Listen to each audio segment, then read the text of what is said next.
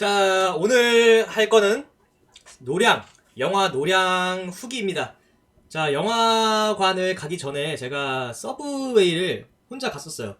서브웨이를 갔는데, 제가 혼자서 서브웨이를 간 적이 살면서 거의 이번에 처음이었던 것 같아요. 언제 갔는지 기억이 안 날 정도로 서브웨이를 혼자 간 적이 없었는데, 왜 간 적이 없었냐면, 그 서브웨이에 괴담이 있잖아요.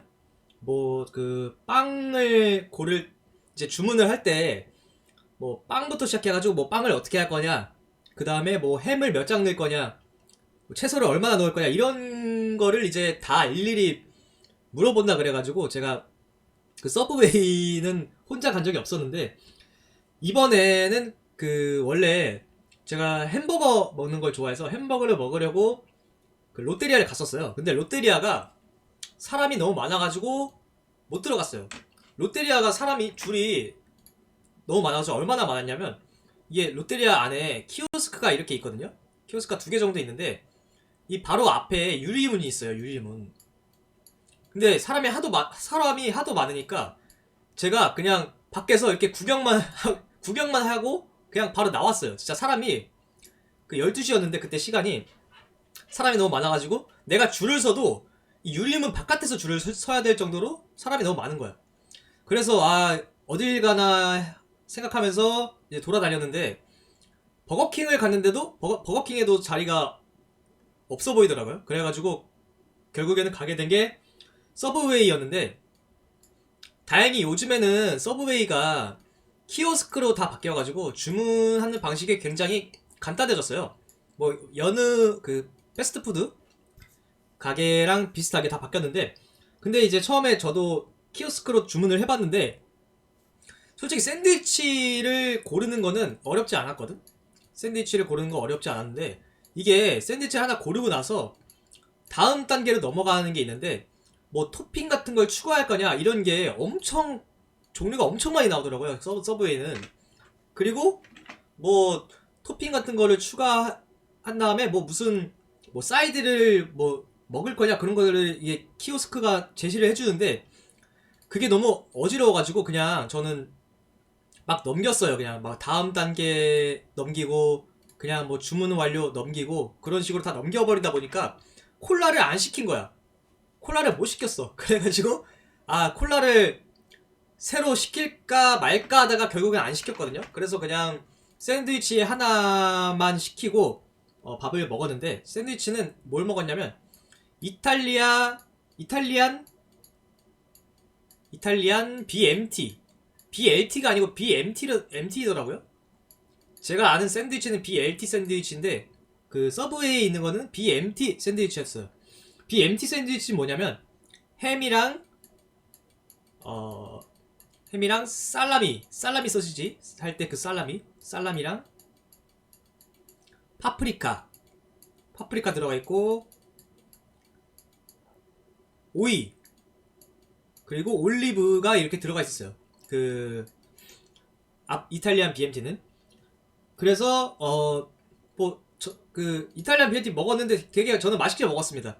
원래 제가 막 올리브랑 오이 그런 거를 좋아해가지고 되게 맛있게 먹었는데, 이게 샌드위치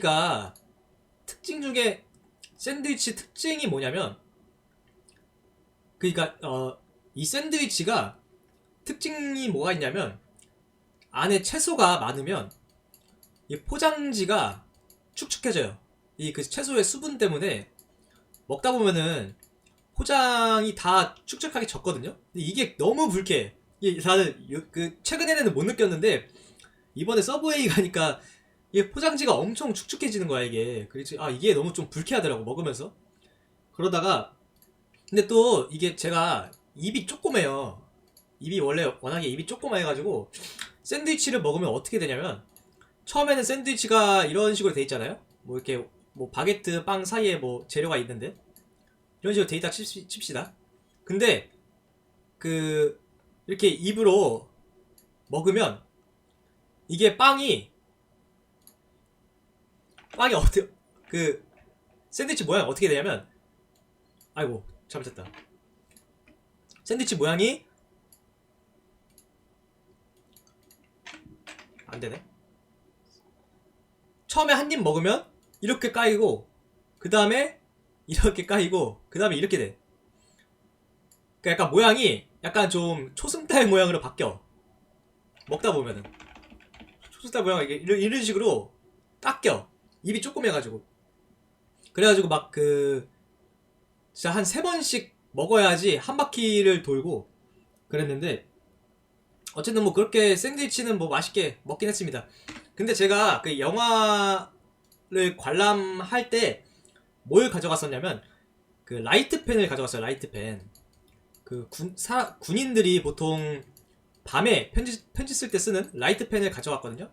제가 이제 영화 보면서 그 노트에 필기를 하려고 라이트펜을 가져갔는데, 이게 밝기 조절이 안 돼요.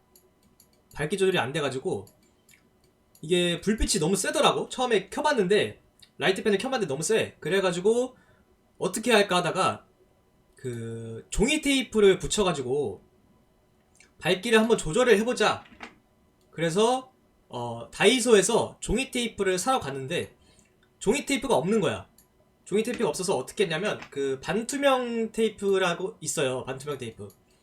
반투명 테이프를 사가지고 라이트펜에 붙였습니다. 근데 처음에 반투명 테이프가, 그 테이프를 새 거를 맨 처음에 사면 어떻게 생겼냐면, 테이프가 이렇게 있잖아요. 그러면 여기에 이렇게 화살표가 이렇게 표시돼 있어. 그 여기 이쪽을 뜯으라고 화살표가 표시가 돼 있는데, 이런 식으로 이렇게 화살표가 표시돼 있잖아요. 근데 여기를 내가 손으로 뜯으려고 하는데 테이프가 안 뜯어지는 거야. 이게 그 원래 테이프 마지막에 쓰면 마지막에 쓴 자리가 약간 경계선이 이렇게 튀어나오잖아요. 이렇게 튀어나오잖아, 경계선이. 근데 이런 단면이 없는 거야, 이게 화살표에. 그래가지고 손으로 잡아 당기니까 어떻게 되냐면, 손으로 잡아 당기니까 테이프가 이렇게 구겨지는 거야. 이렇게 안 뜯어지고 테이프가 이렇게 구겨졌어. 화살표 그 표시가 아예 그냥 이렇게 구겨지는 거야. 테이프가 안 뜯어져. 손으로 철개를 쓰고 있어, 얘가. 그래가지고 하다 안 돼가지고 결국에는 근데 손으로 뜯긴 했어. 좀 억지로 뜯어가지고. 근데 보니까 이게 화살표가 경계가 아니고, 화살표 표시가 이렇게 있으면 이 앞쪽에 원래 경계선이 있더라고. 아니, 이거를 못 봐가지고 그냥 손으로 억지로 뜯다가 어찌됐든 결국엔 뜯었습니다. 테이프를 뜯어가지고 라이트펜에 붙였는데, 처음에 그 라이트펜이 어떻게 생겼냐면, 뭐 이렇게 펜이 이렇게, 너무 크다 이거. 라이트펜이 어떻게 생겼냐면, 이렇게 펜 촉이 끝 앞에 있잖아요. 그럼 이쪽 부분이 이제 불빛이 나오는 부분이에요. 이쪽 부분이. 그래서 여기다가 테이프를 한번 감았는데 불빛이 그냥 그대로 나오는 거야. 너무 세게. 그래가지고 어떻게 했냐면, 그냥 불빛이 약해질 때까지 계속 감았어요, 테이프를.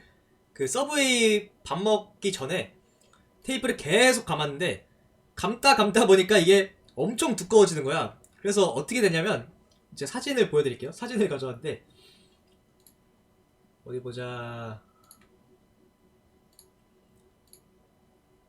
사진을 가져왔는데,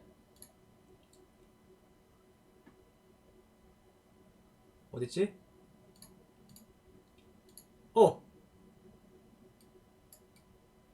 너무 커. 아예 카메라 찍어가지고 너무 크네. 잠깐만.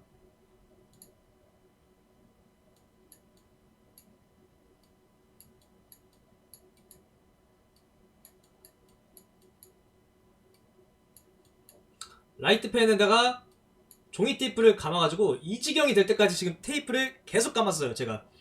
그래가지고 그러니까 라이트펜에다가 반투명 테이프를 계속 감은 거야. 이게 밝기 조절이 안 되니까 밝기를 조절을 하려고 라이트펜에다가 그 투명 테이프를 계속 감았습니다. 그래가지고 어찌됐든 간에 이렇게 된 다음에 영화 시간이 돼서 그 영화관 안에 들어갔어요. 그래가지고 영화관을 들어가서 이제 한번 노트에 필기를 하려고 한번 시험 삼아서 글씨를 써봤거든요. 근데 이게 문제가 뭐냐면 테이프를 앞에다가 하도 많이 감아놔가지고 펜촉이 안 보이는 거야. 이게 지금 보면은 볼펜이 이렇게 있으면 여기 이쪽이 펜촉이란 말이야. 이쪽이 펜촉이야. 근데 지금 테이프가 이렇게 감아져 있어. 테이프가 이렇게 감아져 있어가지고 내가 글씨를 써야 되는데 펜촉이 안 보여서 무슨 글씨를 쓰는지를 볼 수가 없어. 그 지경이 될 때까지 테이프를 오지게 감아놔가지고 어찌됐든 간에 근데 그래도 글씨는 쓸 수 있는 상태가 돼가지고 그 필기를 시작을 했죠. 영화를 시작을 해가지고. 근데 이제 그 제가 아무리 이거 그 밝기를 테이프로 조절을 했다 해도 뭔가 뒷자리에서 봤을 때 그 뭐 불빛이 보이면 민폐가 될 것 같아가지고 약간 좀 펜이 이렇게 있고 노트가 있잖아요. 노트 들고 이렇게 위에다가 이렇게 가디건을 덮었어요. 가디건을 덮어가지고 이런 식으로 해서 그 필기를 시작을 했습니다. 영화 볼 때. 자리는 당연히 그 왼쪽 가장 끝에 자리를 갔어요. 왜냐면은 그 볼펜 불빛 때문에 민폐가 될 것 같아가지고 이번에 처음으로 이제 그 불빛이 나오는 라이트펜을 써본 거라서 가장 왼쪽 자리에서 필기를 했었습니다. 영화를 볼 때. 어찌됐든 이제 노량 영화가 어떻게 시작을 하냐면 맨 처음에 그 북소리가 나면서 영화가 시작이 돼요. 이게 둥 하면서 이제 영화가 시작이 되는데 이 노량의 이제 시점은 그 이순신 영화 시리즈의 가장 첫 번째 작품 명량에서 1년 후입니다. 명량에서 1년 후.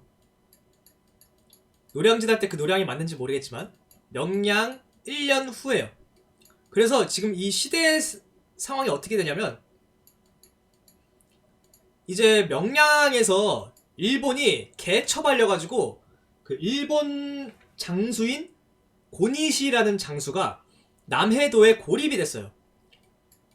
고니시가 남해도에 고립이 된 상태고 명나라와 조선이 지금 연합을 한 상태인데 이제 이 조명 연합이 그 남해도의 해안을 봉쇄를 해버립니다. 그래서 이 고니시라는 장수가 고립이 된 상태로 이제 영화가 시작이 되는데 그 맨 처음에 이제 영화가 시작을 할 때 그 일본의 왕이죠.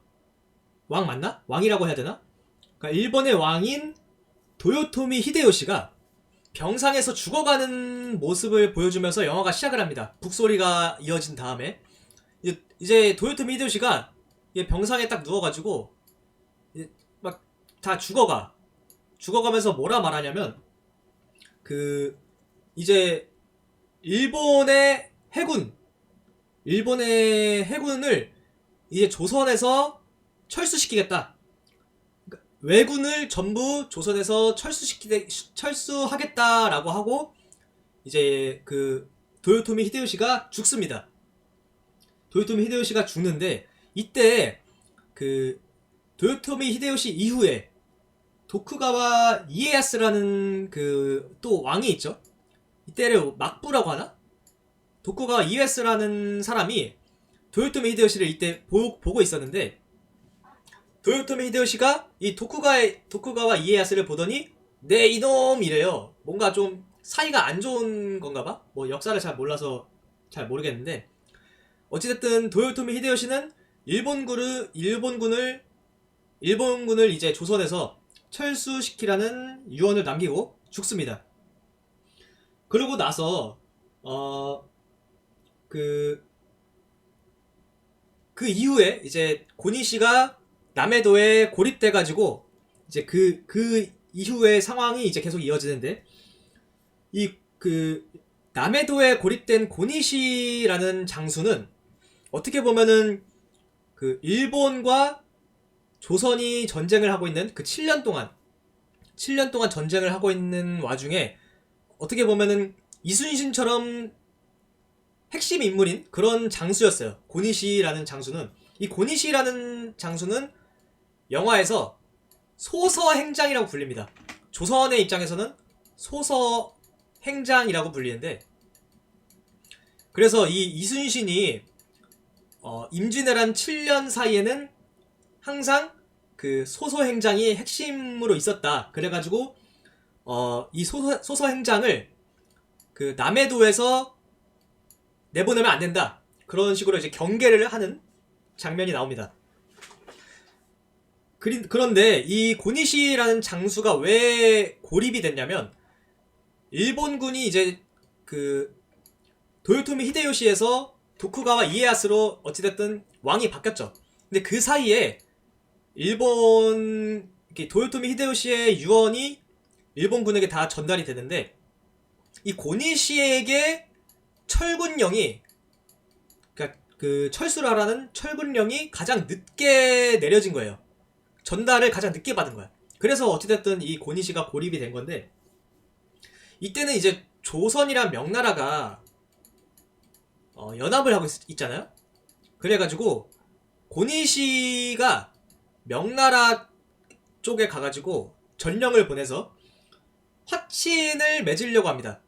화친을 맺으려고 하는데, 이때 상황이 좀 약간 골 때려요. 이때 이제 명나라의 도독이라는 거는 그 어떻게 보면 이제 명나라 쪽 대빵 중에 한 명인데, 진린이라는 도독이 나옵니다. 진린이라는 도독. 이 진린이라는 도독은 그 배우 정재영님이 역할을 맡았는데, 진린이라는 도독에게 전령을 보내가지고 고니시가 화친을 맺자고 해요. 화친을 맺자고 하는데, 이 화친을 맺을 때 그 일본 쪽 전령이 뭐라고 말하냐면, 우리는 항복을 청하는 게 아니라 화친을 맺으러 왔다, 이렇게 말을 합니다. 그러니까 좀 약간 좀 싸가지가 없는 부분이 있죠. 왜 이런 말이 나왔냐면, 이 진린이 일본군 전령이, 왜군 전령이 왔을 때 그 화를 내면서 뭐라 하냐면, 아니 니들이 명나라를 치겠다고 조선을 그 길을 그러니까 뭐지? 니들이 조선을 칠 때 뭐 어떻게 했냐면, 명나라를 치기 위해 길을 열어라, 그런 식으로 해서 조선이 안 받아들이니까 지금 임진왜란을 일으킨 거 아니냐, 이런 식으로 그 명나라 도독인 진린이 따지거든요. 그래서 그 말을 듣더니 이제 일본군 전령이 우리는 그 항복을 청하는 게 아니라 화친을 맺으러 왔다, 이런 식으로 기세등등한 상태이죠. 왜냐하면 그때 당시에는 왜군이 이제 거의 조선을 다 이제 정복한 상태였기 때문에, 그리고 또 명나라와의 싸움에서도 절대 밀리지 않는 그런 상황이었기 때문에 왜군은 기고만장한 상태였죠. 그랬는데 이제 이순신은 이때 당시에 좀 트라우마가 있었어요. 어떤 트라우마가 있었냐면, 그 이순신의 셋째 아들인 이면이라는 인물이 있는데, 이면이라는 인물이 왜군에게 암살을 당해요. 왜군에게 암살을 당해가지고 이순신이 이 그 셋째 아들 면의 죽음에 굉장한 트라우마를 갖습니다. 그래가지고 자다가 악몽에 시달리는데, 그 악몽에서 묘사가 어떻게 되냐면, 이제 어떤 강가에서 면이라는 인물이 이제 일본군에게 둘러싸여가지고 막 칼로 막 그 난도질을 당해요. 그래가지고 그 이순신이, 김윤석 님이 연기한 이순신이 이제 강물에 뛰어들면서 이제 구하려고 가는데, 그 강 바닥에서 좀비가 튀어나와가지고 이제 막 이순신을 붙잡아. 이순신을 이제 그 일본군을 그 왜군을 저지하려고 가는데, 막 좀비들이 강물에서 튀어나와가지고 막 이순신을 막아버려. 그런 악몽에 시달립니다. 갑자기 장르가 판타지로 바뀌어요.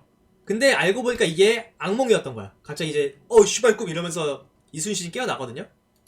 어찌됐든 그렇게 이순신에게 트라우마가 있다라는 걸 살짝 보여준 다음에 어떻게 되냐면, 이제 그 이순신의 신복이라고 해야 되겠죠? 그 가장 가까운 부하가 있습니다. 준사라는 부하가 있는데 이 부하가 이순신에게 보고를 하러 와요. 어떤 보고를 하냐? 그때 방금까지 이제 일본군이 명나라한테 화친을 제안을 했었죠. 그래가지고 지금 일본군의 배가 명나라 쪽으로 들락날락했다. 그거를 이제 보고를 하는데 이제 이 준사라는 부하에게 이순신이 뭐라고 말하냐면 고향에 가고 싶지 않냐 그런 말을 해요. 이제 다른 장수들처럼 너도 그냥 고향에 돌아가도 된다 이렇게 말을 합니다. 이순신이. 근데 이 준사라는 인물이 뭐라고 말을 하냐면 전쟁이 끝나야 고향에 돌아갈 수 있다 그런 말을 하면서 이제 그 전쟁에 계속 끝까지 참여하겠다 그런 의지를 보여줍니다. 여기서 이제 약간 준사라는 인물의 성격이 좀 보이죠. 그 다음에 무슨 일이 일어나냐면 이때 이제 명나라의 도독인 그 진린이 이순신 장군의 셋째 아들 면이를 죽인 왜군들을 잡아와요. 이 왜군들을 이제 잡아와가지고 그 신문을 합니다. 포로를 신문을 해가지고 니들이 그 이순신 셋째 아들 죽였지 이런 식으로 신문을 해가지고 결국에는 그 사실을 알아냅니다. 그러니까 그 충청 땅 아산에서 이 왜군들이 쳐들어가가지고 그러니까 몰래 가가지고 그 셋째 아들 면이를 죽였다라는 자백을 받아냅니다. 그런데 여기서 좀 이상한 점이 뭐냐면 이 진린이 그 사실을 알아낸 다음에 이 사실을 이순신에게 바로 안 알려줘요. 그냥 잠깐 비밀로 하고 그렇게 넘어갑니다. 어쨌든 이 진린이라는 인물은 갑자기 어찌됐든 이제 진린은 그 사실을 알아내고 나서 이순신한테 바로 말을 안 하게 되는데 그러고 나서 어떻게 되냐면 이제 그 조정의 상황이 나와요. 우리 지금 그 선조가 이때 당시 왕이죠. 선조가 이끄는 조정의 상황이 나오는데 이때 선조가 이제 좌의정인 윤두수와 이야기를 합니다. 밤에 이제 둘이서 이야기를 하는 게 나오는데 이때 무슨 이야기를 하냐면 선조가 그런 말을 해요. 아니 이제 명량에서도 나온 건데 원래 이 선조가 이순신 장군이 지금 수군을 이끌고 있잖아요. 수군을 이제 포기하고 육지로 올라와라 이런 명령을 내렸었어요. 선조가. 근데 이제 이순신 장군이 그 명령을 거절하고 명량에서 전쟁을 해가지고 대승리를 이뤄냈죠. 근데 이제 선조가 그런 말을 하는 거예요. 아니 이순신 이거 내가 육지로 올라오라고 했는데 올라오지도 않고 뭐 전쟁을 끝내겠다고 했으면서 왜 아직도 7년이나 걸려서 아직도 전쟁을 하고 있냐. 그냥 이거 빨리 전쟁 끝내야 되는 거 아니냐. 이거 아주 그냥 골칫덩어리다 이러면서 그 이순신을 굉장히 까내립니다. 그래서 약간 좀 그 조선의 조정 상태를 좀 보여주는 장면이 한번 나오고 그러다가 이제 여기서 이제 선조가 그런 말을 해요. 왜 아직도 소서행장을 물리치지 못하는 거냐? 이 고니시라는 소서행장을 왜 아직도 물리치지 못하는 거냐? 그런 거를 좀 되게 질타를 하는 그런 장면이 한번 나오고 그 다음에 이제 이순신은 뭘 하고 있냐면 전라 좌수영이 어디냐면 여수예요. 여수에서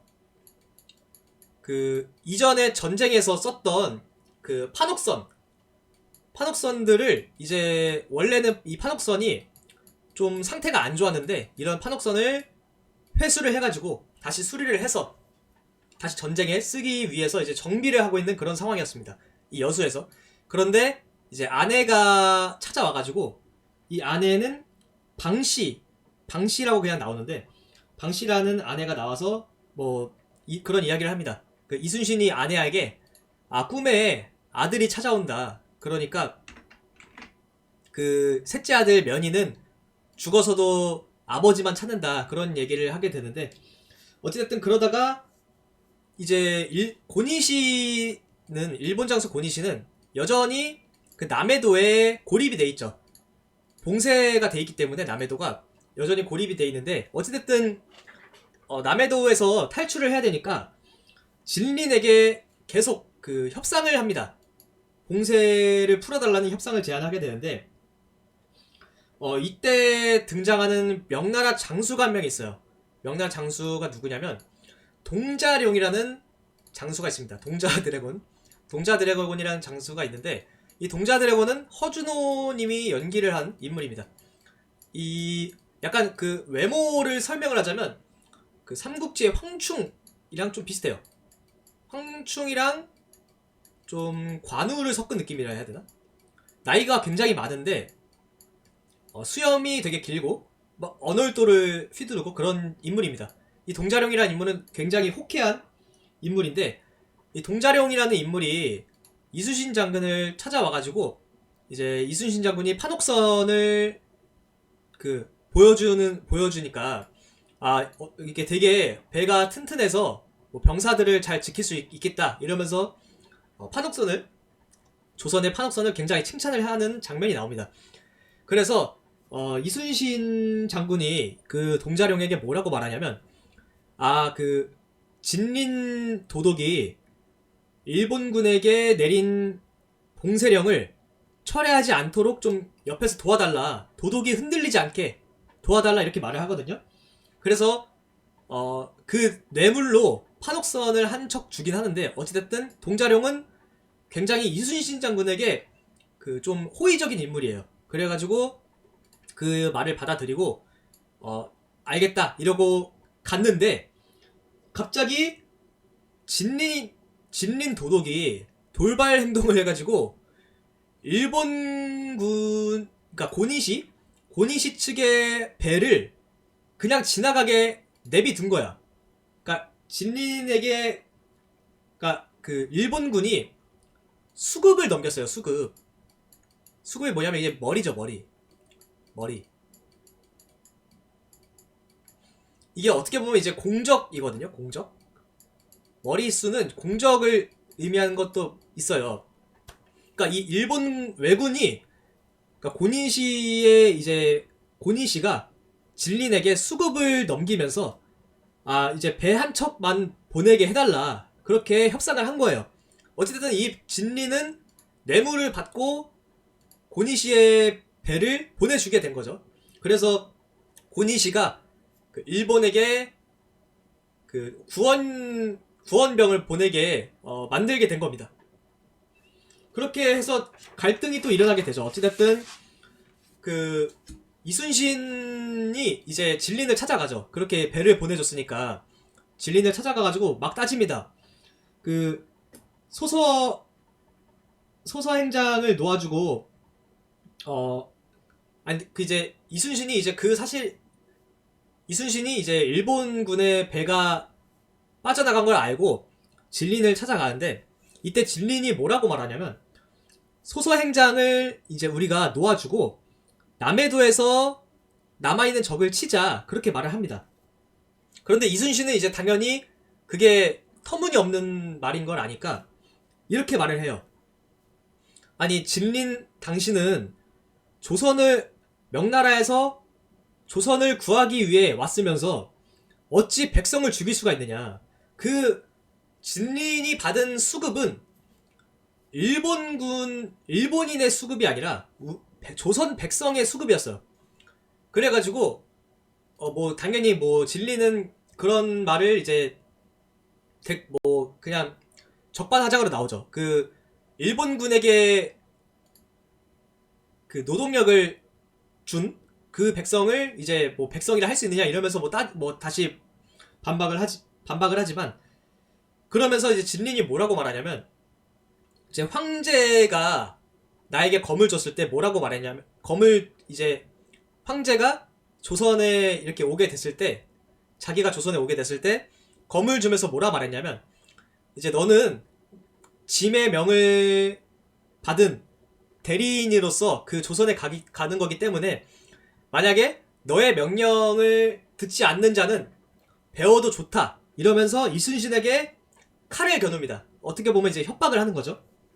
근데 이순신이 거기서 물러나지 않고 막 이제 성큼성큼 앞으로 걸어가면서 뭐라고 말하냐면, 한 번 죽는 건 아깝지 않다. 하지만 대장이 되어서 원수를 놓아주고 백성이 죽게 놔줄 수는 없지 않느냐 이러면서 막 갈합니다. 막 이제 그 소리를 막 질러요. 그러면서 이제 조명 연합 해체 이러고 단독으로 그 일본을 치러 가겠다 이런 이제 선언을 그 돌발 선언을 해버립니다. 그래서 조명 연합이 해체되냐 뭐 그런 상황이 되고 있는데, 이런 와중에 고니시는 뭘 하고 있었냐면, 소서행장 고니시는 뭘 하고 있었냐면 시마즈라는 일본군에게 이제 원군을 요청하러 가요. 시마즈 이 사람의 시마즈 히로요시라는 인물을 찾아가서 원군을 요청합니다. 이 시마즈라는 인물은 백윤식 님이 연기를 했는데, 시마즈에게 가가지고 그 고니시 측의 전령이 가서 이거 이순신 막아야 된다. 이순신 안 막으면 이 전쟁 안 끝난다. 이러면서 도와달라고 하는데, 시마즈는 처음에 그냥 듣지 않아요. 그냥 뭐 니들이 알아서 해라 이러면서 우리는 철수하겠다 이렇게 하는데, 거기서 이제 전령이 어떻게 말하냐면 몸이여 이슬로 와서 이슬로 가는구나 그런 말을 해요. 이 말을 이게 원래 누가 말하는 거냐면 도요토미 히데요시가 죽을 때 이 말을 했었거든요. 그래서 시마즈가 그 말을 듣더니 이제 아니 어디 감히 그 태합 전하가 했던 말을 미쳐나 너가 하는 것이냐 이러면서 그 고니시 측의 전령이 이제 고니시의 진심을 담은 편지를 시마즈에게 줍니다. 그러면서 결국에는 그 이순신을 막아야지 이제 전쟁을 이길 수 있다 그 말을 듣고 이제 시마즈도 원군을 보내기로 하죠. 출정을 하기로 합니다. 원래는 철군을 해야 되는데, 그런 와중에 진린 도덕은 이순신 장군을 찾아가가지고 그 셋째 면이를 죽인 게 왜군이다 그거를 알립니다. 그러다가 이제 그러니까 이순신에게 알리는데, 뭐 이순신은 그 얘기를 듣고 약간 좀 그 트라우마가 다시 떠올라서 약간 좀 그 충격을 받긴 하죠. 그런데 그래도 이제 진린 도덕이 뭔가 좀, 그러니까 진린 도덕은 어찌됐든 이 임진왜란을 빨리 끝내고 싶어하는 인물이에요. 그래가지고 이 전쟁을 끝내려면 이제 이순신이 전쟁을 멈춰야지 끝내는 거기 때문에 그거를 이제 제안을 하기 위해서 이순신에게 그 면이를 죽였던 왜군 포로들을 데려와요. 앞에 이순신 앞에다가. 그러다가 그래서 그렇게 앞에 데려와서 이제 이순신에게 그런 말을 합니다. 이제 얘네를 참수를 시켜버리고 이 전쟁을 그냥 끝내자.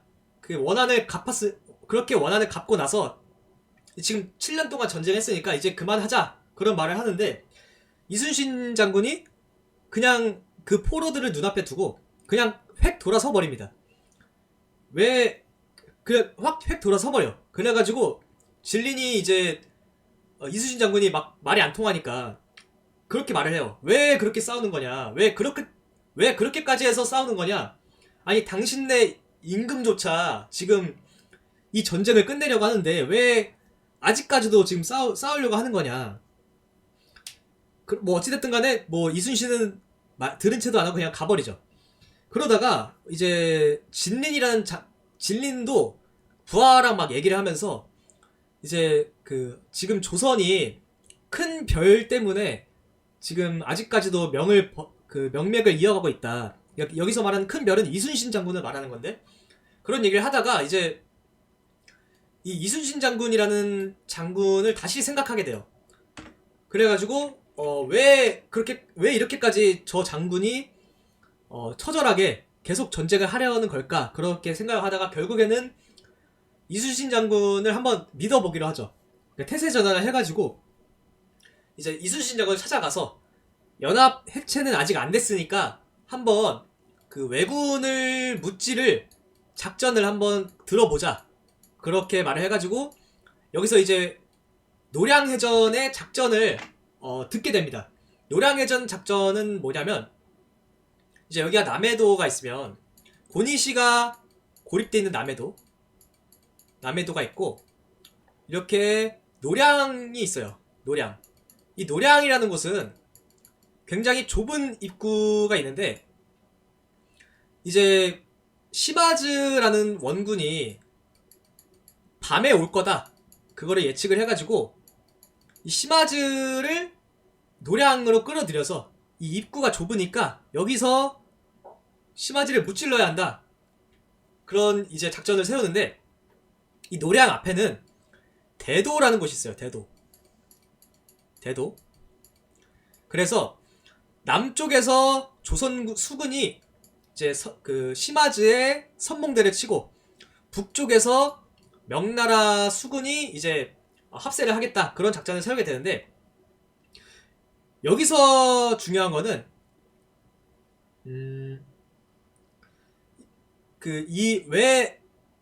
여기서 중요한 거는 이 시마즈라는 군대를 이 시마즈 군대는 굉장히 전투력도 세고 일단은 배가 엄청 많았어요. 군대가 막강했죠. 500척의 배를 가지고 있었는데 이 시마즈의 군대를 빨리 무찌르지 않으면 이 남해도에서 고니시의 군대가 출정을 하게 됩니다. 원래 이제 이 남해도에는 그 봉쇄가 돼 있는데 이 봉쇄를 하고 있는 군대까지 끌고 가야 시마즈 군대를 물리칠 수 있기 때문에 시마즈와의 전투가 늦어지면 뒤쪽에서 고니시의 공격을 받게 되는 거죠. 그렇기 때문에 이제 속전속결로 시마즈를 물리쳐야 한다. 그런 작전을 세우게 됩니다. 그래서 이런 작전이 성공하게 되려면 이순신이 이제 봉쇄를 풀었다는 걸 이제 고니시 쪽에서 몰라야 되는 거죠. 그래서 어떻게 하냐면 남해도에 이제 그 가짜 불빛을 이렇게 놔가지고 좀 배가 아직도 그 서 있는 것처럼 이제 꾸며 놓습니다. 고니시 쪽에. 그래가지고 이 봉쇄가 풀렸다는 사실을 늦게 알기 위해서 그런 작전을 세우는데 이제 그 다음에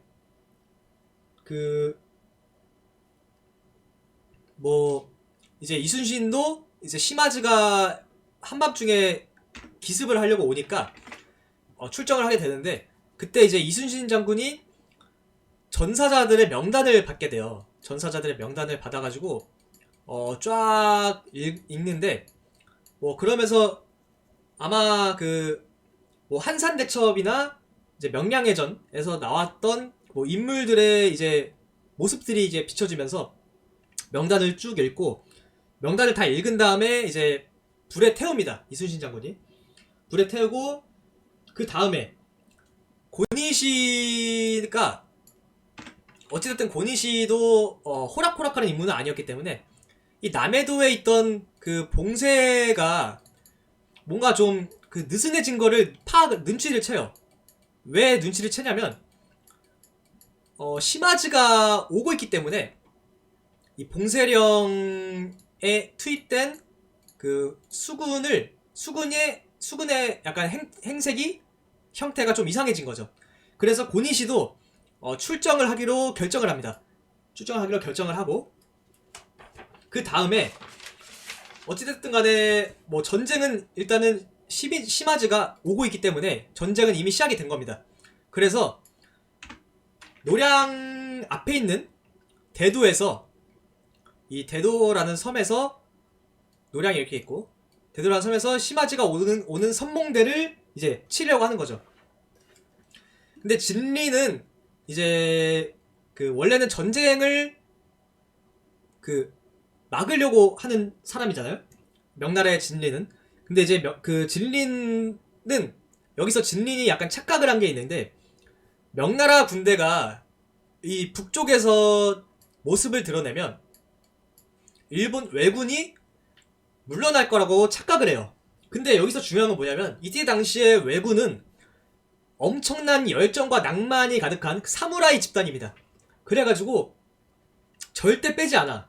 그냥 그 군사 전체가 그 롤로누아 김동현이어가지고 전 병사가 롤로누아 김동현이어서 절대 빼지 않는 그런 그 군대입니다. 이 왜군은. 그래가지고 어찌됐든 간에 그 조선의 수군과 그 시마즈 군대의 선봉대가 이제 이 지점 노량 쪽에서 대도 앞에서 전쟁을 시작을 하죠.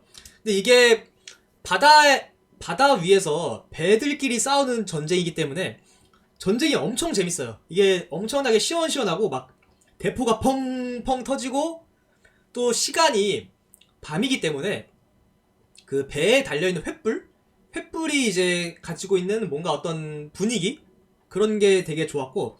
근데 여기서 좀 이 전쟁에서 좀 연출이 되게 좋았던 게 뭐냐면, 이제 그 거북선의 위험이 좀 되게 잘 나와요. 그 이제 배들끼리 막 싸우다가 갑자기 일본군이 메쿠라 부대다! 이래요. 이 메쿠라 부대는 거북선을 말하는 건데, 거북선이 뭔가 좀 약간 괴물처럼 등장을 해가지고 으스스하게 등장을 해서 이제 그 일본군이 느끼는 좀 공포감, 그런 것들을 좀 잘 드러내는데, 이제 여기서 좀 뭔가 배와 배가 직접 치고받고 싸우는 그런 카타르시스가 좀 많이 느껴졌습니다. 저는 개인적으로. 원래 이 배라는 물건은 운송수단이잖아요. 운송수단. 배라는 이제 물건은 운송수단이에요. 그리고 여기에 그 선원들을 바다로부터 지켜주는 역할을 하잖아요. 선원들을 바다로부터 지켜줘요. 어떻게 보면 선원들을 보호한다? 그렇게 볼 수도 있는데, 이 조선의 판옥선과 거북선은 진짜 미친 게 뭐냐면, 배를 부수는 무기예요. 그러니까 배 자체가 무기인 거지. 그러니까 대포나 그런 무기를 이제 달고 있긴 하지만, 그냥 배 가지고 배를 부숴버리는 거야. 이게 진짜 말도 안 되는 게 뭐냐면, 이제 우리의 배로 상대 배를 부수려면 무조건 배가 단단해야 되죠. 그러니까 배가 무조건 단단해야 돼. 그러니까 단단 묵직해야 돼, 배가. 근데 그런 확신이 없으면 이거를 이제 전투로 사용할 수가 없죠. 어쨌든 그만큼 그 조선술이 굉장히 뛰어났다, 그거를 볼 수가 있는데, 어찌됐든 이 거북선이 등장하는 장면에서 굉장히 국뽕이 차오르긴 하는데, 하지만 이제 그런 게 있어요. 거북선도 거북선인데, 그 신기전인가?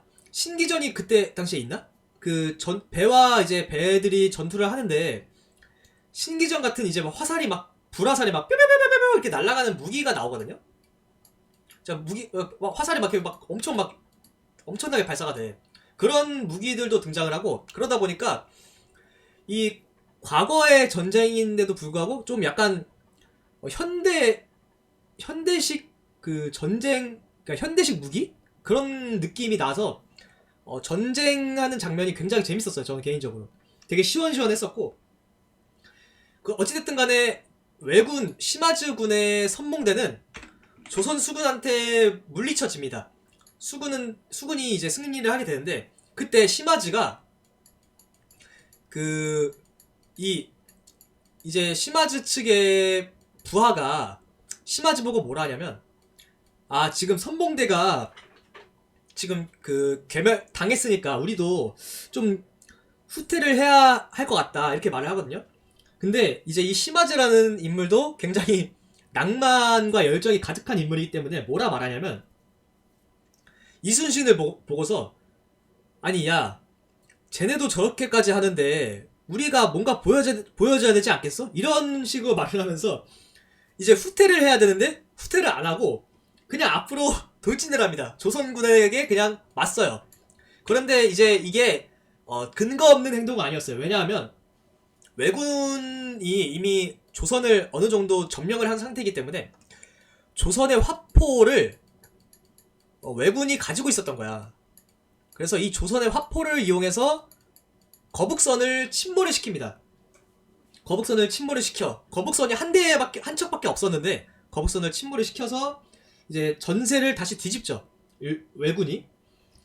그런데 여기서 명나라의 진리는 원래는 이 그 명나라의 진린이 고니시가 그냥 그 구원병을 보내게 냅뒀던 거는 왜 그랬냐면, 고니시가 진린을 꼬실 때 뭐라 했냐면, 조선 수군이 왜군한테 맞서는 거는 그냥 그 의미 없는 무력 시위에 불과하다.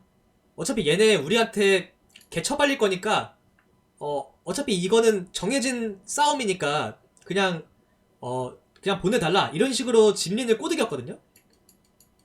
그래서 당연히 조선의 수군이 질 줄 알았는데, 이게 그 해전이 너무 치열한 거야.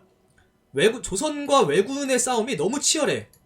그래가지고 막 그 놀라는 장면을 보여줘요. 아니 분명히 의미 없는 무력 시위라고 했는데, 아니 얘네 왜 이렇게 치열하게 싸우는 거야? 왜 조선이 안 져? 이렇게 된 거죠. 그러다가 이제 그 전군의 진격을 명령합니다. 이순신이. 그 다음에 이순신이 이제 그 남해도에 있던 군대까지 아예 다 끌고 이제 노량에서 심화즈를 치기 위해 전군 진격 명령을 내립니다.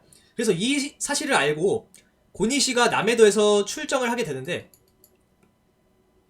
이때 고니시가 출정을 하는 와중에 그 우리의 그 낭만 전사 동자 드래곤이 갑자기, 아니 진리는 출정도 하지 않았는데 자기의 이제 그 상관이죠. 자기의 상관인 진린이 명령도 안 내렸어. 허락도 안 했는데 그냥 그 이순신 장군의 원수는 우리 그 명나라의 원수다 이러면서 지 혼자 허락 없이 왜군에 맞서기 위해서 출정을 해요. 되게 굉장히 좀 호쾌한 인물이죠, 동자룡은. 그래서 그 어찌됐든 동자룡이 출정을 하게 되는데, 여기서 이제 동자룡이 출정하는 걸 보고 심화즈가 그 고니시 측 전령에게 막 따져요. 아니 명나라는 출전을 안 한다고 해가지고 내가 지금 여기 온 건데 왜 명나라가 출전을 하냐, 이렇게 따지게 되죠. 근데 이제 그 고니시 측 전령이 명나라의 그 동자룡의 부대는 그냥 멋대로 출정을 한 거고 명나라의 본대는 출정을 안 할 거다, 이런 식으로 말을 했는데, 그 말을 하자마자 바로 진린도 출정을 하게 돼요. 그래가지고 이 전령은 그 혀가 잘려가지고 기둥에 매달리게 되는 형벌을 받게 되는데, 어찌됐든 그 심화즈가 노량에 왔고 이제 명나라 군대와 조선 수군이 이제 그 치고받고 싸우게 되는 상황이 됐죠. 그리고 고니시는 이제 오고 있었어요. 고니시는 뒤쪽에서 오고 있는 상황이었고, 그런 상황에서 그 심화즈가 아직까지는 고니시를 의심을 하고 있었어요. 그러니까 자신을 속여가지고 이 남해도에서 탈출을 하기 위해 자기를 여기에 끌어들였다, 그렇게 생각을 하게 되는데, 그럼에도 불구하고 이 고니시가, 그럼에도 불구하고 이 심화즈가 후퇴를 안 해요. 왜 후퇴를 하지 않냐면, 고니시는 꼭 뒤쪽을 칠 거다, 이 조명연합의 뒤쪽을 꼭 칠 거다, 고니시가 꼭 올 거다, 그렇게 믿고 앞으로 계속 진격을 합니다. 그냥 낭만을 추구해가지고 그냥 들어가게 돼요. 그렇게 그냥 진격을 하게 되는데, 여기서 좀 그 심화즈가 위기에 봉착을 합니다. 어떤 위기에 봉착을 하냐면 이제 대도에서 대도 여기 대도가 있고 이렇게 노량이 있잖아요. 노량이 이렇게 있는데 이 노량 위쪽에는 뭐가 있냐면 노량 위쪽에는 이렇게 생긴 약간 약간 좀 가두리 양식처럼 좀 뭐랄까 초승달 모양의 관음포라는 곳이 있어요. 관음포라는 곳이 있는데 만약에 여기에 갇히게 되면 그냥 이제 아예 만약에 여기에 들어가게 되면 쉽게 포위가 되는 그런 지형이죠. 이제 시마즈가 이순신을 그 대도의 남쪽으로 끌어들여가지고 이순신을 물리치려고 했는데 이게 바다에 안개가 너무 쳐가지고 노량의 대도 남쪽으로 가야 되는데 안개 때문에 이 관음폭으로 가버린 거야. 관음폭으로 이게 시마즈 군대가 들어가 버린 거야. 그래가지고 완전히 그냥 고립되게 생겼어. 시마즈의 군대가. 그러다가 이제 그렇게 해서 이제 얘네 시마즈 군대가 관음포구에 갇혔으니까 이순신이 빠르게 이제 이 시마즈 군대를 치려고 하는데 그 찰나에 진린이 이순신을 막아요. 출정을 못하게. 아니 이제 이 정도까지 하면 충분하지 않냐. 이제 너의 아들이 죽은 원한을 다 갚지 않았냐 이러면서 이순신이 출정하는 거를 막으려고 하는데 어쨌든 이순신은 말을 안 듣. 이때 진린이 뭐라고 말하냐면 조선의 그 수군 상태를 보고 아니 정령 저 다치고 상한 병사들이 보이지 않냐. 그런데도 계속 지금 전쟁을 계속 할 거냐. 이런 식으로 이순신을 막으려고 하는데 이순신은 그때 뭐라고 하냐면 각오했던 바다 이러면서 다시 전쟁을 하려고 하죠. 이 관음포구에 고립된 시마즈를 무찌르려고 합니다. 근데 이렇게 그 진린이 이순신을 막는 와중에 고니시가 와버린 거야. 고니시가 이 노량 근처에 와버렸어. 그래가지고 지금 이제 그 고니시도 이 전쟁에 이제 참여를 고니시와도 싸우게 되는 그 실정이 된 거죠. 진린과 명나라와 조선 수군, 이순신, 시마즈 얘네 이 세 진영이 이렇게 싸우고 있는데 고니시가 뒤쪽에서 오고 거의 다 온 거예요. 거의 다 왔는데 이때 시마즈가 진린을 생포를 하려고 합니다. 이제 저 명나라 도독만 잡으면 이 전쟁을 끝낼 수가 있다 해가지고 시마즈가 진린의 배 쪽으로 아예 직접 가가지고 진린을 생포를 하려고 해요. 이때 이제 동자룡이 글씨가 너무 막 써져 있긴 한데 이때 동자룡이 그 시마즈를 막아서려고 언월도를 들고 이제 막 이야 이러면서 막 그 일본군을 막 썰면서 시마즈한테 막 돌진을 해요. 근데 결국에는 그 동자룡도 시마즈한테는 안 되는 거야. 시마즈가 굉장히 그 싸움을 잘해요. 시마즈 쪽에 있는 모든 군대가 다 싸움을 엄청 잘하는 사람들이에요. 그래가지고 왜 그러냐면 이런 비유가 나오는데 시마즈의 군대를 살마군이라고 합니다. 살마군. 마귀를 죽이는 엄청난 군대다. 그래가지고 살마군이라고 할 정도로 시마즈군의 군대는 전투를 엄청 잘하는 군대인데 그래서 동자룡이 이제 시마즈를 막기 위해서 이렇게 달려들었는데 결국에는 그 시마즈의 쪽의 군대에게 잡혀가지고 죽습니다. 근데 이게 죽을 때 어떻게 죽냐면 여기서 좀 약간 좀 판타지스러운 부분이 나와요. 시마즈의 어떤 강함을 표현하기 위해서 시마즈가 그냥 칼을 이렇게 척 잡더니 척 잡아. 자세를 잡아. 그리고 여기 동자룡이 있어. 동자룡은 언월도를 들고 있죠. 언월도. 근데 이제 이 시마즈의 강함을 표현하기 위해서 어떻게 하냐면 연출이 이렇게 돼요. 여기서 이러고 있다가 쌩! 이렇게 쌩! 움직이는 거야. 그러더니 동자령의 목이 떨어져. 동자령의 목이 이렇게 쓱 하고 이제 장면이 넘어가. 그러니까 이게 약간 너무 판타지스러운 거지. 아, 그러니까 약간 좀 그 감독이 일본 애니를 많이 봤나? 아무튼간에 아니 어떻게 그 옛날 그 과거 전쟁인데 아니 무슨 일본 애니처럼 시미즈가 이게 칼을 한번 딱 짚고 쌩 이렇게 넘어가. 그러면 이제 이게 베어진 거야. 이게 베어진 것처럼 나와. 그러니까 장면이 그런 식으로 묘사가 돼. 어찌됐든 이렇게 해서 동자룡이 목이 떨어져가지고 동자룡 죽게 됩니다. 동자룡 죽게 되고 그래가지고 진린이 생포를 당하게 생겼어요. 진린이 시마즈한테 결국엔 생포를 당하게 생겼는데 이 진린이 생포를 당하게 된 와중에 갑자기 어디서 막 연막탄이 막 날라와가지고 막 그 갑자기 일본군을 막아서는 거야. 누가 왔냐면 준사라는 인물이 오게 된 겁니다. 잠깐만 이거 잘못했네.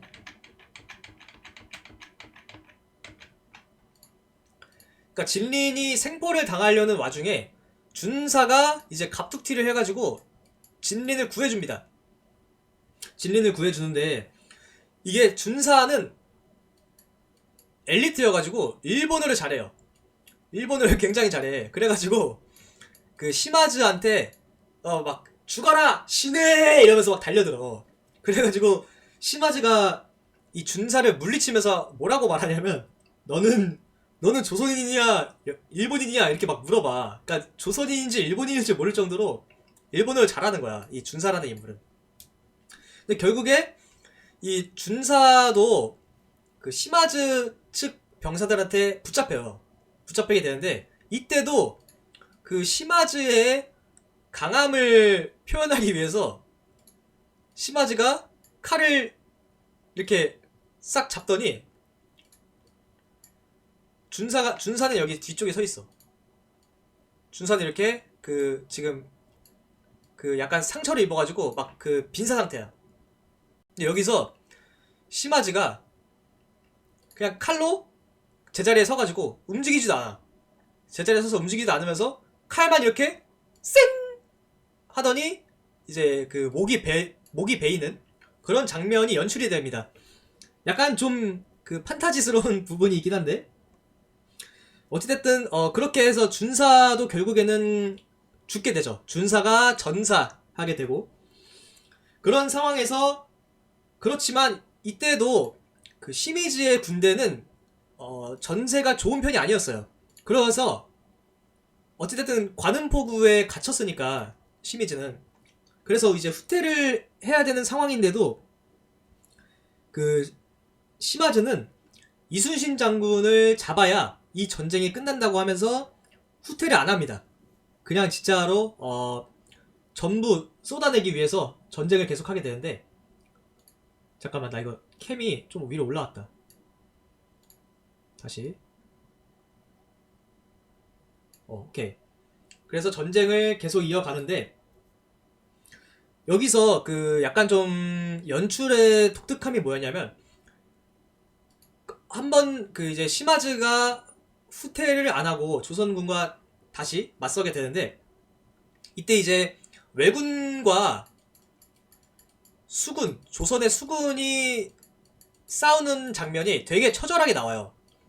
근데 이제 한 번은 조선 수군의 이제 처절한 장면을 보여주고 되게 막 그 이제 배 위에서 칼로 치고받고 싸우고 막 피 튀기면서 막 절규하고 막 으악! 으악! 이러면서 막 싸우잖아. 근데 되게 막 이제 막 싸우다가 넘어지기도 하고 막 뭐 옆에 있는 병사들 막 죽기도 하고 총 맞아 죽기도 하고 그러면서 한 번은 이제 수군의 처절한 장면을 보여주고 그 다음에는 이제 왜군의 처절한 모습도 보여줘. 그러니까 왜군 시점에서도 약간 좀 왜군이 처절하게 싸우는 장면을 보여주는데 여기서 약간 좀 이 영화가 국뽕 영화는 아니다. 약간 그런 거를 좀 증명을 하는 장면이 아닌가 그런 생각을 하게 됐는데, 이 다음에 약간 좀 그 짜치는 장면이 나와요. 이 영화에 가장 짜치는 장면이 나오는데 뭐냐면, 이제 원래는 이제 이 전쟁이 밤에 시작이 됐잖아요.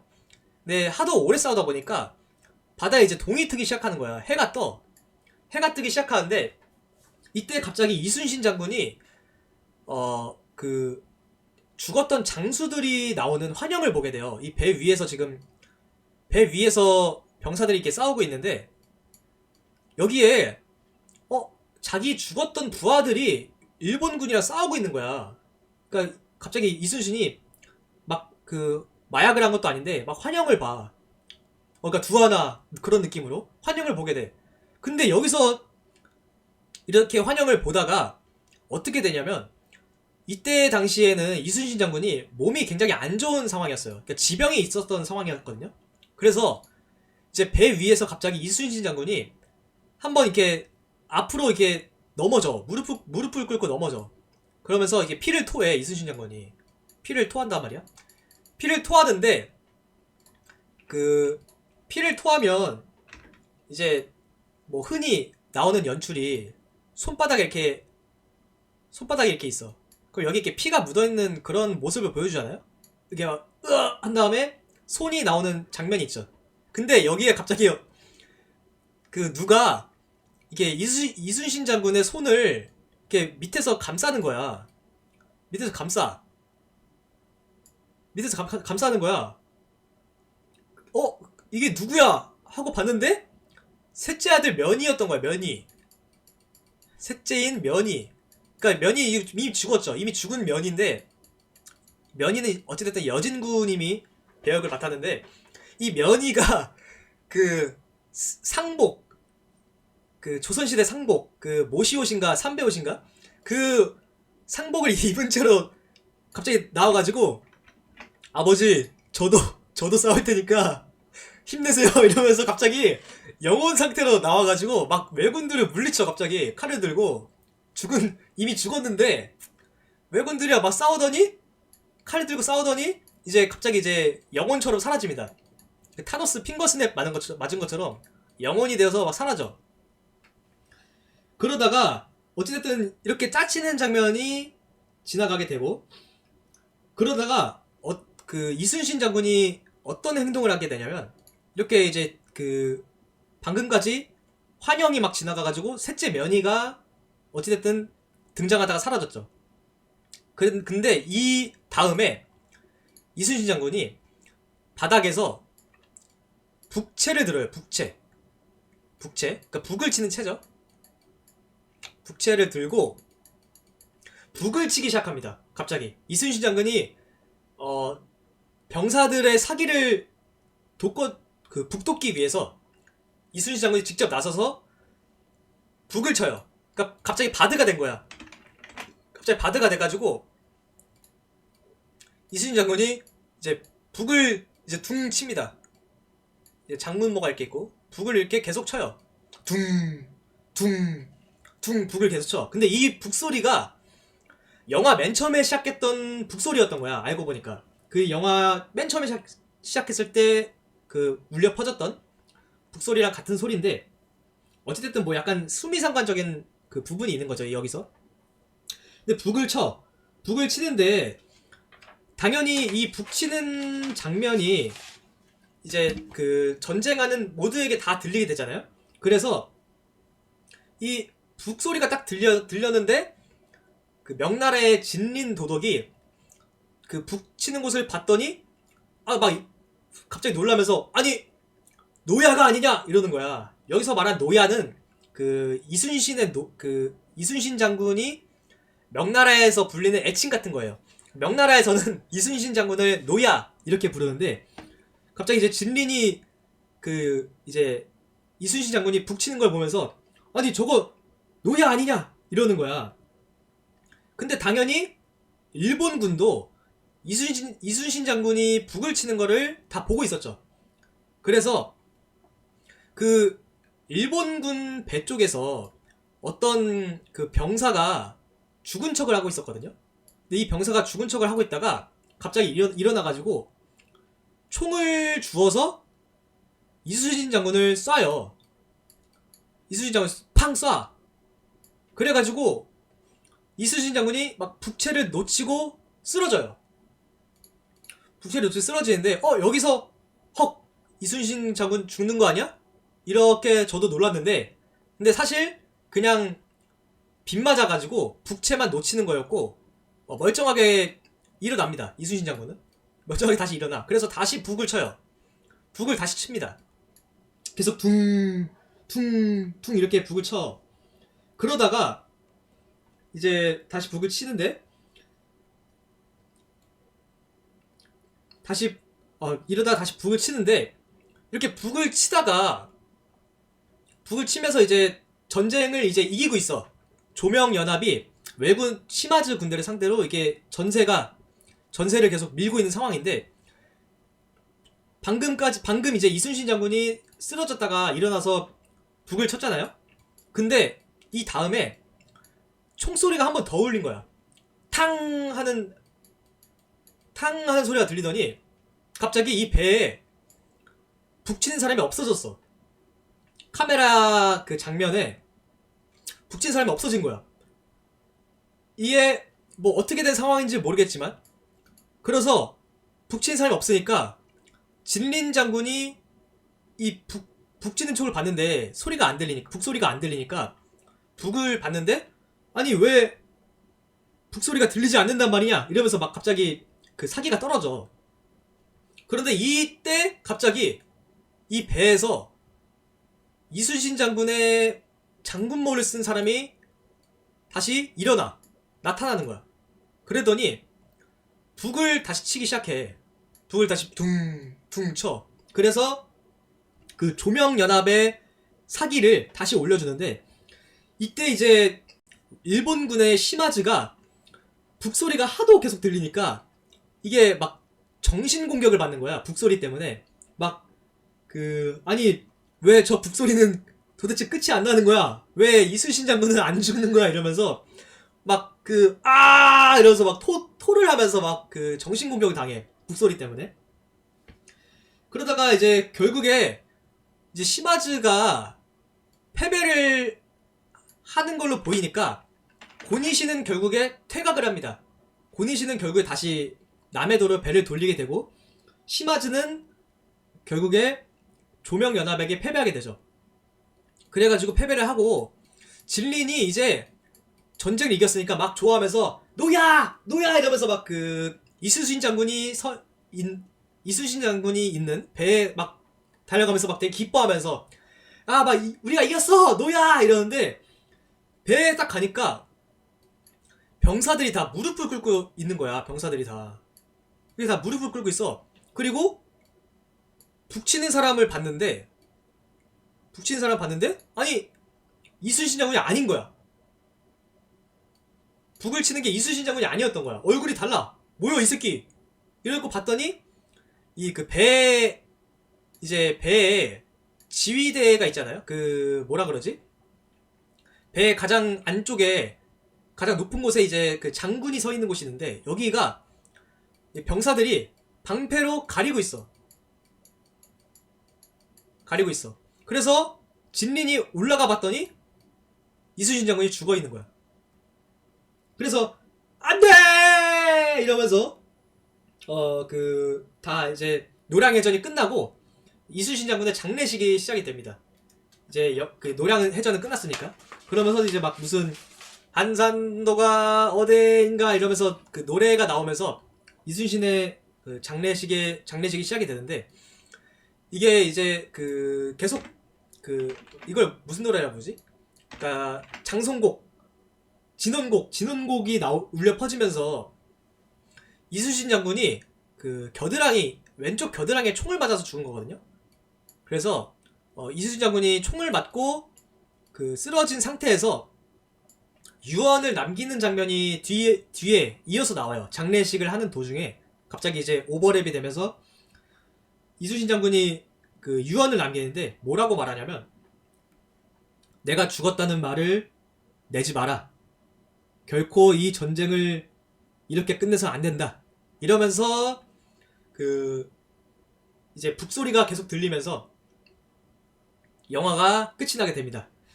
영화가 결국엔 그렇게 끝이 나게 되고, 원래 제가 알기로는 그 이순신 장군은 총에 맞아 죽어요. 조총. 왼쪽 겨드랑이에 총상을 입어가지고 죽었다고 알고 있습니다. 저도 역사적인 사실은 원래 화살을 맞아 죽은 게 아니고 총 맞아서 죽는 걸로 알고 있고, 어쨌든 그렇게 해서 영화가 끝나게 되고, 그래서 제가 이제 영화가 다 끝나고 나서 생각을 했는데, 일단은 제가 제 생각에는 저는 영화를 재밌게 봤어요. 일단은 단도직입적으로 말했을 때 영화가 2시간 40분 영화거든요. 2시간 40분 영화인데 영화가 길게 안 느껴졌습니다. 되게 그 재밌는 장면도 많았고 화려하고 뭐 되게 쫄깃쫄깃한 장면도 많았어요. 근데 별점을 주자면 한 5점 만점에 한 3.9점? 3.9점. 5점 만점에 4점은 못 주고 5점 만점에 3.9점 정도 줄 수 있을 것 같아요. 왜 그러냐 하면 그 중간에 짜치는 장면, 그 두하나 같은 그 갑자기 이제 죽었던 장수들이 나타나가지고 뭐 일본군을 무찌르는 그런 그 장면이 이게 영화에 너무 그 몰입을 너무 깨는 거야. 그래가지고 그런 짜치는 장면이랑 뭐 무슨 그 시마즈가 막 단칼에 장수를 베는 그런 약간 판타지적인 연출 때문에 그게 좀 짜치더라고요. 그런 장면 때문에 좀 3.9점 정도 줄 수 있지 않나 생각을 하게 되는데, 사실 이 노량 영화도 캐스팅이 엄청납니다. 진짜로 캐스팅이 어마어마하죠. 일단은 그 이순신 역할이 김윤석 님이고, 그리고 그 이제 시마즈는 백윤식 님이에요. 백윤식 님. 백윤식 김윤석 님은 우리나라 그 영화계에서 어떻게 보면 이제 그 화술이라고 하는 영역에서 그 최고에 서 있는 분들이죠. 김윤석, 백윤식 님은 전쟁 영화는 요즘에는 약간 다 캐스팅이 어마어마한 것 같아. 김윤석, 백윤식 님은 진짜 화술의 대가예요. 우리나라 영화계에서. 이 화술이라는 거는 이제 뭐 대사를 전달하는 전달력이라고 할 수 있는데, 되게 저는 이제 명량을 예전에 명량을 봤을 때 저는 그 최민식 님이 이순신 장군 역할에 되게 잘 어울린다고 생각을 했거든요. 한사는 제가 안 봐서 모르는데, 근데 이번에 그 노량에서 김윤석 님이 이순신 장군 역할을 맡았는데 저는 개인적으로 최민식 님의 이순신보다 김윤석 님의 이순신이 훨씬 더 되게 좋았어요.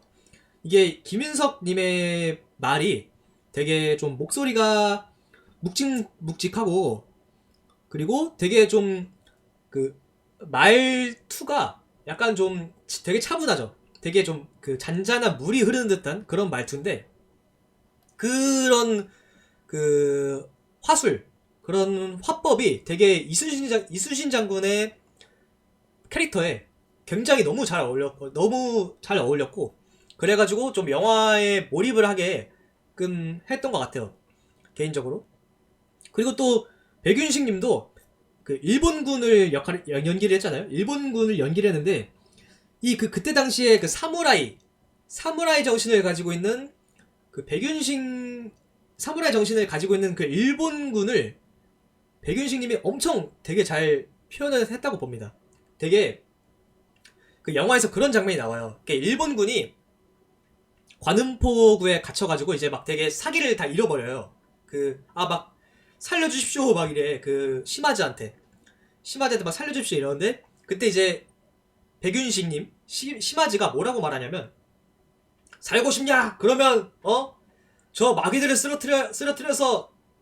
쓰러뜨려야지만 우리가 고향에 갈 수 있다. 그래야지 살 수가 있다. 이러면서 그 연설을 하는 장면이 있는데, 그런 장면도 되게 그 백윤식님이 너무나도 잘 표현을 했고, 저는 개인적으로 진짜 그 백윤식님이랑 김윤석님은 진짜 너무 그 캐릭터에 너무 잘 맞게 나왔다, 그런 생각을 하게 됐고, 최근에 이제 제가 노량을 보기 전에 나폴레옹 영화를 봤는데, 어쨌든 둘 다 전쟁하는 영화잖아요. 어쨌든 어떻게 보면 실제 역사를 다루고 똑같이 전쟁하는 장면도 나오고 그러는데, 나폴레옹과 비교했을 때 진짜로 훨씬 재밌는 영화였어요. 저는 개인적으로 봤을 때 너무 훨씬 재밌는 영화였고, 이제 중간에 짜치는 장면 때문에 별점을 높게 주진 못했지만, 저는 진짜로 영화값이 하나도 아깝지 않을 정도로 재밌는 영화였습니다. 그래서 너무 마음에 들었고, 저는 솔직히 말하면 애국심이 거의 없는 사람이거든요. 이게 좀뭐 자랑스러운 말은 아니지만, 그런데도 약간 영화를 보면은 국뽕이 좀 차오르기도 하고, 국뽕 영화는 아닌데 국뽕이 차오를 만큼 되게 영화를 잘 만들었다, 그런 생각을 하게 되고, 그리고 또 영화를 보고 나니까 역시 페이커 이전에 이순신이 있었다, 그런 생각을 또 하게 됐습니다. 이상혁 이전에 이순신이 있었다. 아니 둘 다 이씨네? 아니 둘 다 이씨였어. 생각해보니까 대상혁 이전에 대순신이 있었다, 그런 생각을 또 하게 되고, 아무튼 간에 좀 되게 저는 재밌게 봤습니다. 그래서 한번 영화 볼 기회가 있으면 봐도 나쁘지 않을 것 같네요. 이번 영화는 진짜로 영화값이 나쁘지 않은, 영화값이 아깝지 않은 그런 영화였던 것 같아요. 최근에 이제 한국 영화가 나온 거 보면 이제 그 서울의 봄도 굉장히 호평을 받고 있고, 또 이번에 노량 나왔는데, 제 생각에 노량도 좀 사람들한테 좀 호평을 받을 것 같아요. 제가 봤을 때 나쁘지 않게 영화가 잘 뽑혔다, 그런 생각을 하게 됩니다. 서울의 봄은 지루한가요? 저는 서울의 봄 좀 재밌게 봤어요. 서울의 봄도 어떻게 보면 좀 짜치는 장면이 있긴 한데, 서울의 봄 저는 좀 약간 좀 쫄깃쫄깃하게 본 것 같습니다. 그래서 뭐 서울의 봄 보고 나폴레옹 보고 노량을 봤는데, 노량보다 훨씬 재밌었고, 서울의 봄이랑 비슷하게 뭐 좀 재밌었던 것 같아요.